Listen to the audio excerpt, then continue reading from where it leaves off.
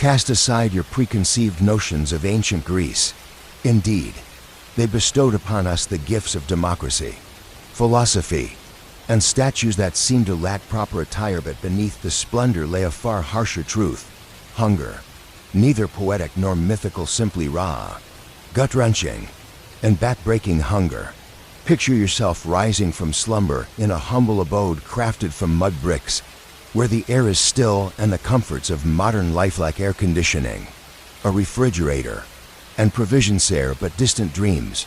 Alas, the barley bread has lost its freshness, the olives have vanished into thin air, and even the goat seems to be contemplating a daring escape. And yet they endured. Yet, not through the pursuit of wild boar or invoking Zeus for a lavish feast. Not at all. The clever strategy they employed to stave off hunger, it's quite peculiar.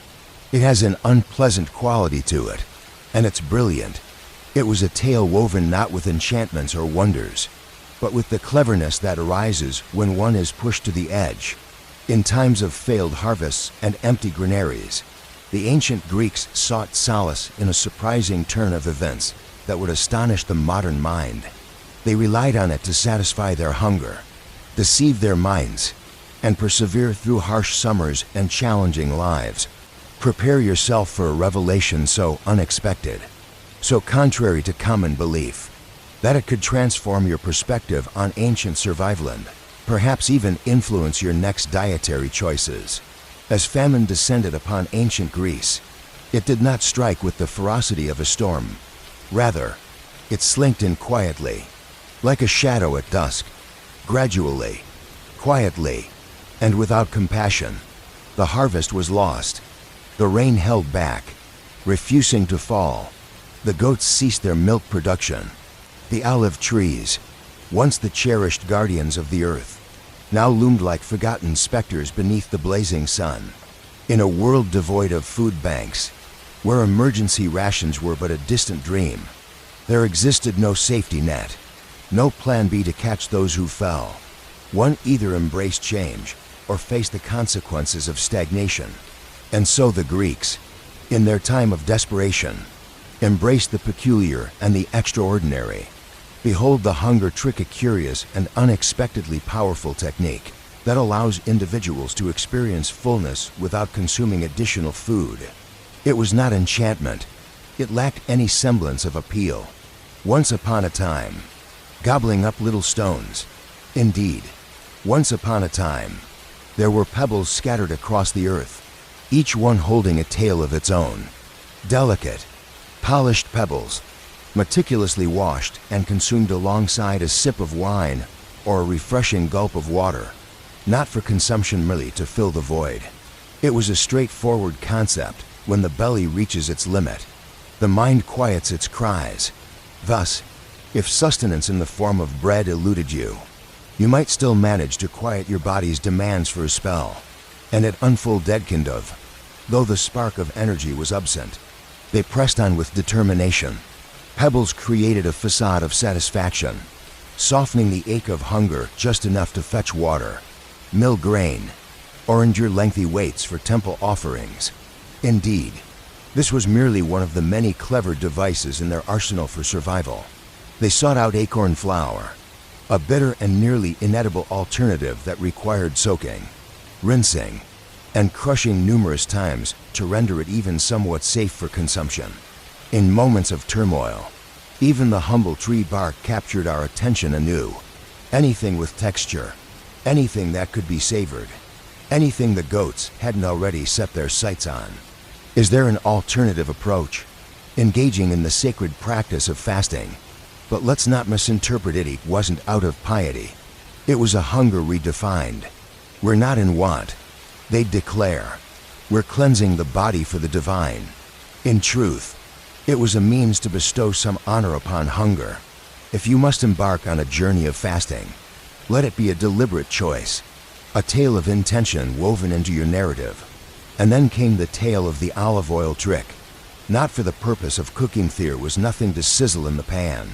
Instead, individuals anointed their bodies with olive oil and even swirled it around in their mouths. What is the reason behind this? The luxurious, Indulgent texture enveloped the senses, evoking a deep sense of sustenance. It was an illusion of opulence. A mere spoonful of oil could deceive the palate, conjuring the delightful anticipation of a meal approaching. In a realm where hunger loomed like a shadow and aid was but a distant hope, these strategies were not merely ingenious, they were essential for survival. They were the clever architects of their own fate, bending the rules of the ancient world to their advantage. Master your cravings, unlock your mind, reclaim your honor. In a time when our concerns revolve around the latest fasting fads and the fatigue of keto diets, the Greeks navigated their existence through cunning strategies, enduring hardships, and engaging in profound mental exercises. This was not merely about who was the strongest. It was a battle of ingenuity and imagination. In the beginning, the clever ruses proved effective.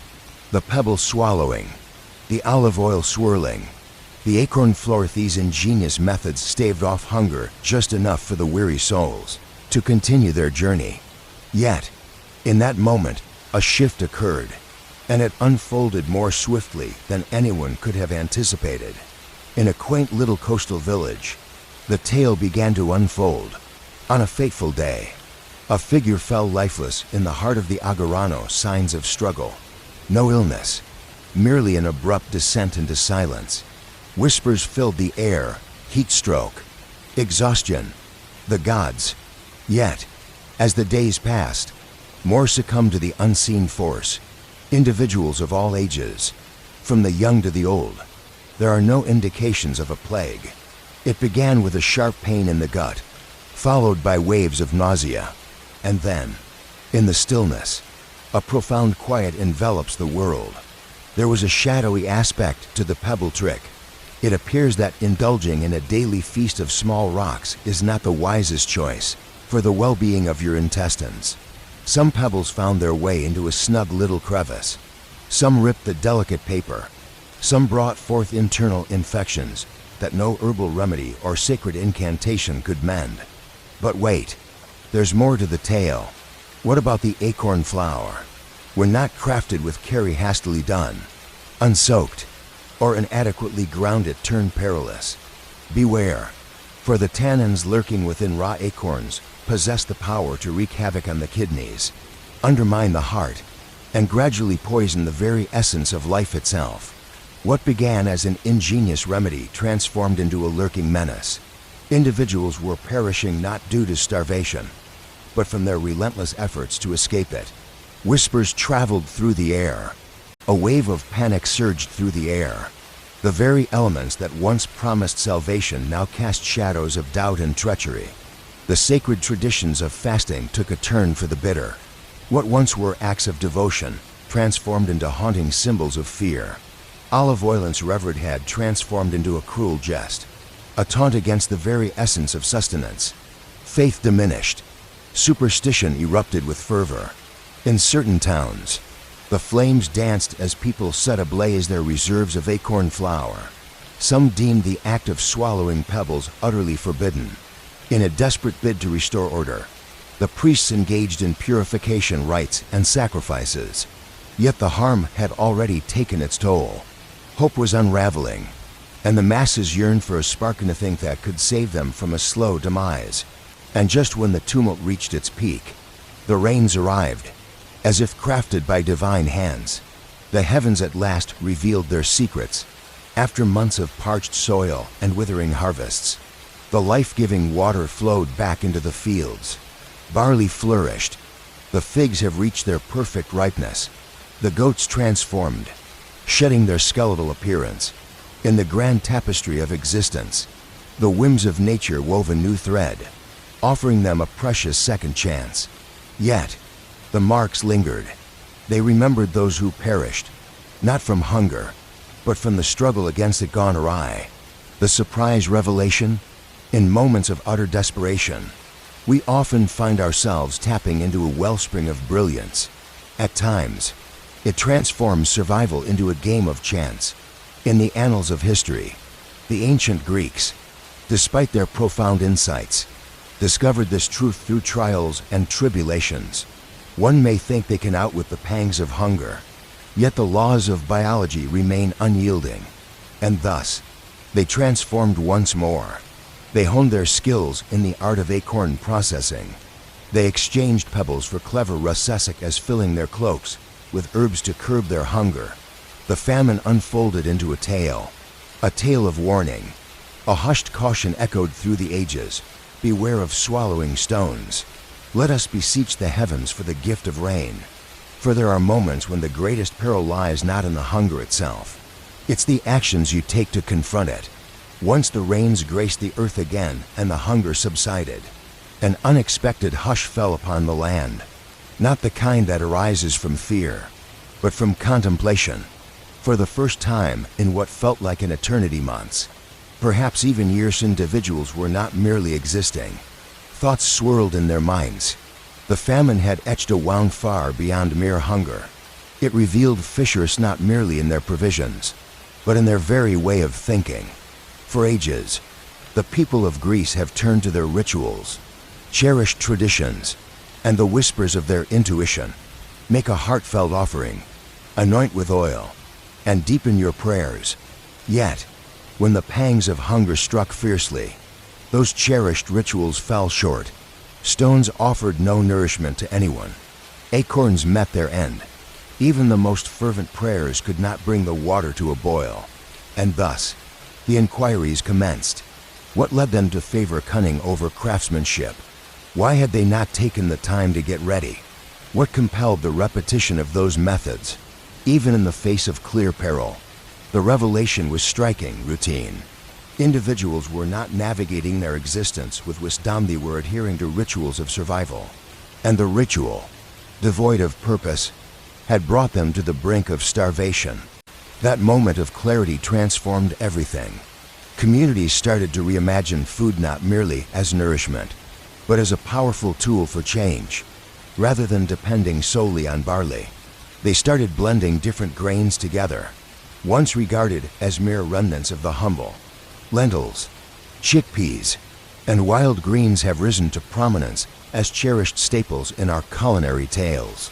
Variety had transformed from mere luxury into something essential. It was a safeguard. The essence of life, the clear and flowing liquid that quenches our thirst and nourishes our souls. Now cherished and appreciated, the depths of the wells were increased. The cisterns lay beneath their protective covers. Raindrops gathered, held, and tallied. In certain cities, the flow of water was carefully orchestrated, with access rotating by day to ensure that it was not squandered. In the face of limited resources, they had learned to navigate the world with cunning and ingenuity. And then arrived the most significant transformation: preservation. In the days before the famine, the bounty of the land was savored fresh or offered to the goats. A simple yet cherished routine. Yet, what comes next? Drying, salting, fermenting, methods once overlooked or deemed extraneous, transform into vital wisdom.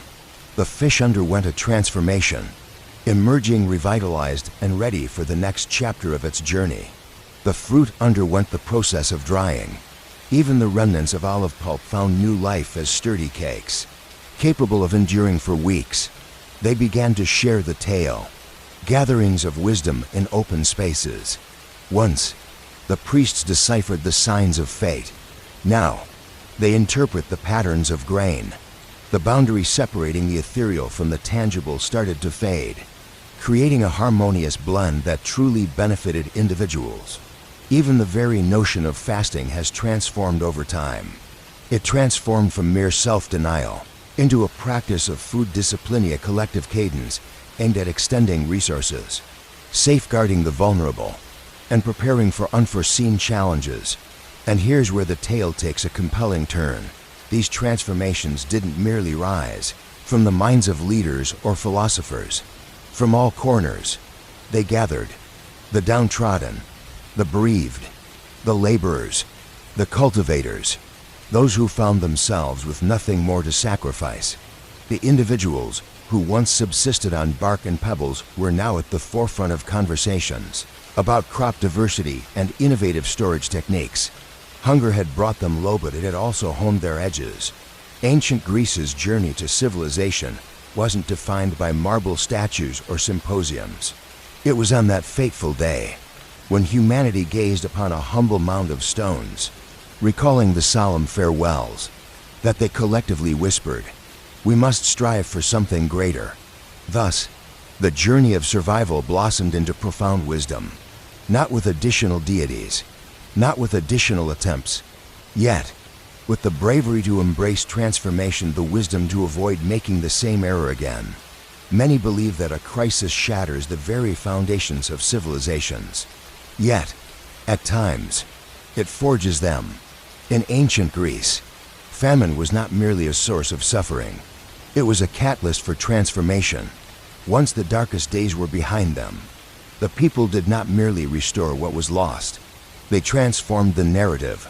In the beginning, there were the culinary upheavals. Once upon a time, farmers who had depended entirely on barley and olives embarked on a journey of experimentation. In their journey, they began to nurture wild legumes, resilient vegetables, and herbs that could withstand the harshness of drought, once deemed the fare of the less fortunate. Crops such as lentils, garlic, and onions have transformed into vital staples. In challenging seasons, their brief growth cycles and low water requirements became a beacon of hope. And so, the tale of agricultural planning began. In the age-old dance of agriculture, the practice of rotating crops emerged, a wise strategy to nurture and sustain the very earth that feeds us. Fields were not merely tilled, they were carefully tended and nurtured. The notion of keeping excess, once regarded as overly cautious, transformed into the norm. Granaries rose from the earthnet as mere storage, but as a testament to resilience. The markets underwent a transformation as well. In a time of need, city-states turned their gaze outward, weaving together regional trade networks. Their focus shifted from the allure of luxury goods to the essential quest for food security. In a vibrant tapestry of trade, towns bartered legumes for the sweetness of dried fruits, while salted fish found its counterpart in the aromatic embrace of preserved herbs. Though it lacked luster, it was undeniably clever, and the journey of innovation continued beyond the fields. In the midst of turmoil, technology underwent a profound transformation. Clay ovens underwent a transformation, crafted to consume less fuel in their fiery embrace. In a time long ago, artisans crafted ceramic jars with meticulous care, sealing them tightly to preserve the precious oil and grain within, ensuring their longevity for future generations. In a world where challenges abound, innovations emerged, transforming the way we engage with the once overlooked flora. Crafting tools that could conquer the toughest of plants. Even the art of cooking transformed recipes centered around preservation, nutrition, and making the most of every ingredient. Stews emerged as the beloved dish not merely for their comforting warmth, but for their ability to stretch every last scrap into something hearty and satisfying. Communities began to weave their narratives together.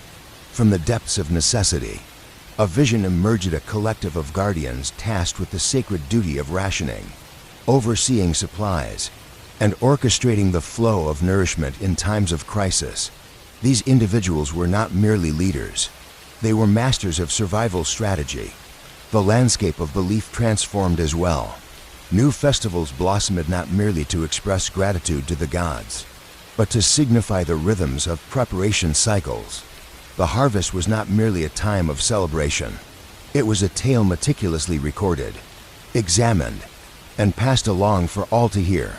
The tales of the famine wove themselves into the fabric of collective memory, not as a tale of woe, but as a narrative of resilience. This is the tale of our survival. This is the way we elevate ourselves. What about education? In a sudden burst of chaos, it erupted with a force that was both unexpected and dramatic. Young minds were nurtured not just in the art of philosophy and the power of rhetoric, but also in the essential skills of agriculture, foraging, water storage, and the wisdom of nutrition. Wisdom transformed from a pursuit of the learned in their flowing robes to a crucial element of survival. The art of survival had become the essential skill of our time. Every element, from the vast fields to the sacred temples to the bustling schools, was ignited by a singular force, the opportunity that arose from a deep-seated hunger. For within the shadows of truth lies an unspoken reality when desperation takes hold. It paves the way for creativity to flourish. The Greeks were determined to avoid the pangs of hunger once more. Thus, they crafted intricate systems to ensure that such a fate would be avoided. In their unintentional journey, they forged the very foundation of resilience, not solely for their own sake, but for the vast world they would eventually touch. The famine might have stirred their very souls, yet it stirred them from their slumber. A civilization's true essence is revealed not in its creations during tranquil times, but in the transformation it undergoes when faced with the brink of starvation. In the annals of history, ancient Greece emerged not merely from the shadows of famine, but transformed, weaving a tale of resilience and rebirth. It transformed over time, not through grandiloquent orations or legendary confrontations, but through subtle, steadfast transformation, a transformation that quietly unfolds, yet reshapes the very fabric of societies. In the days before the famine, the measure of strength lay in towering grain piles and formidable warships. What comes next? It was the embodiment of strength and perseverance, flexibility, to perceive failure not as a punishment from the heavens, but rather as a lesson to be learned. Food transformed from mere sustenance into a profound exploration of ideas. Rather than inquiring, "What shall we feast on today?" questions began to arise. What steps can we take to guarantee that everyone has a meal tomorrow? The affluent ceased to cling to their excess, no longer driven by vanity. It was anticipated that they would share, not from a place of sympathy, but from a sense of obligation. A fresh ethos took root in which the bonds of community overshadowed the divisions of class. Generosity transcended the bounds of mere charity. It was a clever strategy, and with that shift came a deeper transformation, from mere survival to a commitment to stewardship. Once, the land had been stretched to its very edges, but now it was approached with a newfound respect. Farmers wove a tapestry of life through the rotation of crops, allowing fields to breathe and rest, all while keenly observing the dance of weather patterns, for their very existence hinged upon it. Agricultural festivals, once vibrant with wine and grand tales, have transformed into gatherings of strategy and seed exchanges. Even the sacred places transformed. Once, the priests who deciphered the signs of fate now busied themselves with tallying the harvest. In the hearts of many, the shrines dedicated to Demeter and Gaia, the revered goddesses of harvest and earth, flourished with a newfound reverence. Nature was a tapestry woven with the threads of the extraordinary. It was fragile. Individuals honed their ability to listen more attentively to those who came before them, to those who dwell nearby, to the realm of the earth. Wisdom no longer resided solely in ancient scrolls. It now lived within the stories etched in scars. The elderly commanded respect, not merely due to their age. They were the ones who had endured the hunger and held onto the memories. What about education? It transformed as well. The upcoming generation was not nurtured solely on legends. They learned the art of recognizing edible plants, the wisdom of conserving rainwater, the craft of preserving fish, and the skill of tracking the changing seasons. The tales they were raised on transcended mere deities. They revolved around decisions. Once upon a time, there were moments when people turned a blind eye to the signs that whispered caution. What unfolded next was a tale of consequences that echoed through the ages, about what transformed when they chose not to. The famine etched itself into the hearts of the people, a scar that transformed into a wellspring of understanding rather than a mere shadow of the past. And that wisdom wove itself into the very fabric of culture, subtly woven into the essence of a community destined to influence the realms of thought, governance, and discovery for the entirety of the Western world. This growth was subtle. It lacked the grandeur of epic tales. Yet, it was indeed true. A once mighty civilization, defined by its conquests, gradually shifted its focus towards the virtues of stability, balance, and the wisdom of long-term vision. They rose like a phoenix from the ashes. They ascended to a new height. When you envision ancient Greece next, let your mind wander beyond the marble columns and the grand epic poems. Imagine a village that emerged wiser from the shadows of hunger, a family that cultivated with wisdom. A young one learns the art of preserving olives, a lesson passed down from grandparents who once understood the ache of scarcity. That's the evolution of a character, and thus, it altered the course of history.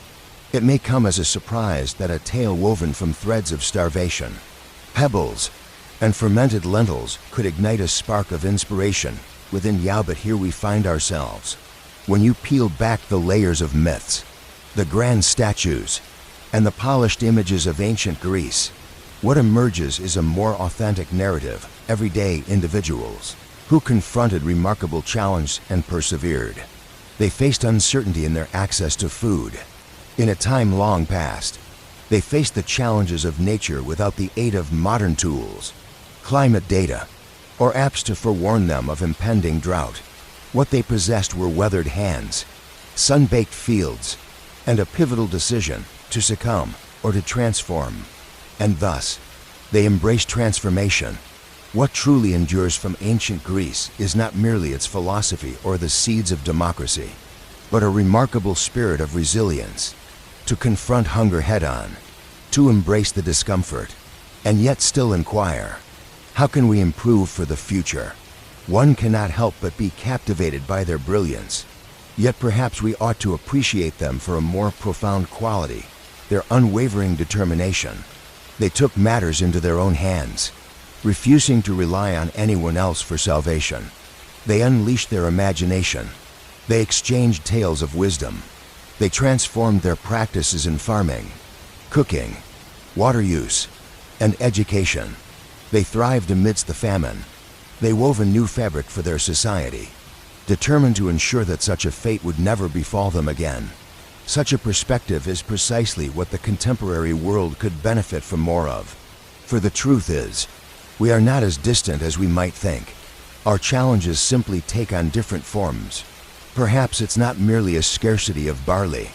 Perhaps it's the rising costs of living, or shelter, or exhaustion, or a world warming with each passing moment. Much like the ancient Greeks, we find ourselves bound by rituals that may not always benefit us. Patterns we hold on to, not for their effectiveness, but for the comfort of the known. Yet, if transformation was possible back then too, 500 years ago, devoid of technology, in a world steeped in tradition, what barriers hold us back today? The essence of this tale transcends mere pebbles or acorns. It speaks of the quiet strength found in humility. It's about tuning into one another, to the world around us, to the lessons we've learned. It's about delving into the deeper inquiry. What if the traditional methods are the root of the issue? Though the era of ancient Greece has faded into the annals of time, its profound wisdom lives on, not carved in stone, but woven into tales such as these, the ones who observe in silence, the raw and unrefined tales, the tales where divine intervention is absently weary souls, worn and famished, who chose to forge their own path regardless. So the next time you find yourself facing insurmountable odds when the world seems shattered, and choices appear to vanish, keep in mind, there was a time when someone battled hunger with nothing but crushed acorns and an unwavering spirit. A tale unfolds where calamity transforms into a lesson of resilience. A figure surveyed the remnants of destruction and mused, "There's a brighter path ahead." And so it came to pass. Indeed, you have the ability to do so as well. The most profound insight gleaned from the famine of ancient Greece transcends the mere matter of sustenance. It revolves around the way we think. When the world crumbled around them, when the bread vanished, the water turned foul, and despair shadowed every choice, they didn't simply sit back and hope for destiny to intervene. They found themselves in a moment of unease. They unleashed their imagination, and above all, They embraced the truth of what was failing them. They ceased their accusations toward the divine. They ceased the endless cycle of rituals that offered no nourishment to the soul. And rather than reverting to the familiar, they crafted something more intelligent. That's the essence of true advancement. Not a sudden, grand metamorphosis, but rather a gradual, persistent, and thoughtful evolution. A bountiful yield awaits, a more clever strategy, one less pebble nestled in the belly. So when you find yourself in a bind, feeling swamped, or running low on energy, channel the wisdom of the ancients. Embrace life fully. Embrace change. Refine. Construct with purpose. For it is not merely about enduring the journey. It's all about the transformation that follows. Perhaps you're not facing the dire straits of famine, yet you may find yourself submerged in debt, grappling with exhaustion, or striving to mend a system that evidently fails to function. Rather than merely mending the gaps, pause for a moment and ponder, what is the pebble that I continually swallow? What habit, belief, or shortcut am I holding onto that's truly complicating my journey? Then, much like the ancient Greeks, dare to embrace the unconventional if it seems minor or peculiar. Transform the daily pattern. Consider reshaping your focus. Distribute your treasures. Pose the inquiries that linger in the shadows, the ones that remain unspoken. Survival lacks allure, yet it holds great strength. And at times, the most astute choice you can make isn't merely to toil more. It's to navigate your efforts with greater insight.